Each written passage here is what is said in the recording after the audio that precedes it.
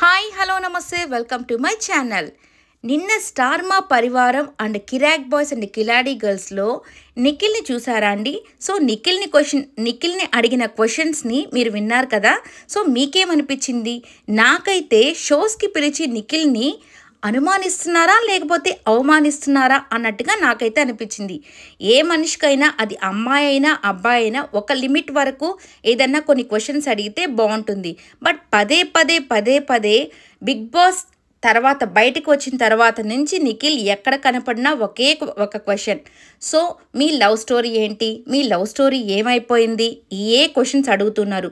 So ఏమని సమాధానం చెప్తాడండి? ఎంతమందికని సమాధానం చెప్తాడు? సో నాకైతే నిన్న కొద్దిగా పాపం అనిపించింది కిరాక్ బాయ్స్ అండ్ కిలాడి గర్ల్స్లో నిఖిల్ ఫేస్ చూసి. అంటే చెప్పి తను చాలా క్లియర్గా అయితే చెప్పేశాడు. సో నేను ఎందుకు వేరే వాళ్ళకి సెకండ్ ఛాన్స్ ఇవ్వాలి? వాళ్ళ కెరియర్స్లో వాళ్ళు హ్యాపీగా ఉన్నారు. సో వాళ్ళ స్ట్రగుల్స్ వాళ్ళు పడుతున్నారు. మళ్ళీ నా కోసం ఎందుకు వాళ్ళు స్ట్రగుల్ అవ్వాలి? సో నాకు స్ట్రగుల్స్ ఉన్నాయి, నాకు ఫ్యామిలీస్ ఉన్నాయి, నాకు కెరియర్ ఉంది. వాటన్నిటి మీద నేనైతే దృష్టి పెట్టి ఉన్నాను. సో అవి చూసుకోవాలని నేను అనుకుంటున్నాను. ఇక ఈ లవ్ స్టోరీకి ఎండ్ అన్నట్టుగా అయితే ఒక పులి స్టాప్ పెట్టేశాడు. కానీ లవ్కి పులి స్టాప్ పెట్టలేదు. ఈ యొక్క లవ్ స్టోరీకి పులి స్టాప్ పెట్టినట్టు మనకైతే అర్థమవుతుంది.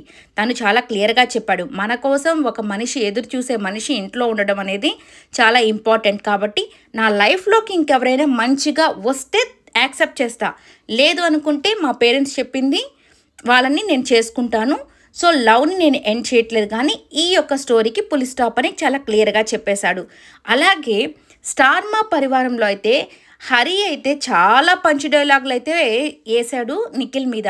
సో పాపం వాటన్నిటిని కూడా చాలా యాక్సెప్ట్ చేసుకుంటూ నవ్వుకుంటూనే ఉన్నాడు. కానీ ఎక్కడైనా మనసులో కొద్దిగా బాధ అనేది ఉంటుంది కదా. ఎందుకంటే అందరూ హేళన చేస్తూ ఇలా మాట్లాడడం ఏంటబ్బా అందరూ నన్ను ఇలా అంటున్నారనే ఒక బాధ తనకు కూడా ఉంటుంది కదా. అబ్బాయి అయినా అమ్మాయి అయినా ఇద్దరికి మనసు అనేది ఉంటుంది. కాబట్టి సో ఇక నుంచైనా నిఖిల్ని ఇట్లాంటి క్వశ్చన్స్ అడగకుండా ఎవరి లైఫ్లో వాళ్ళు హ్యాపీగా ఉన్నారు కాబట్టి వాళ్ళని అలా వదిలేయడం మంచిదని నేనైతే అనుకుంటున్నాను.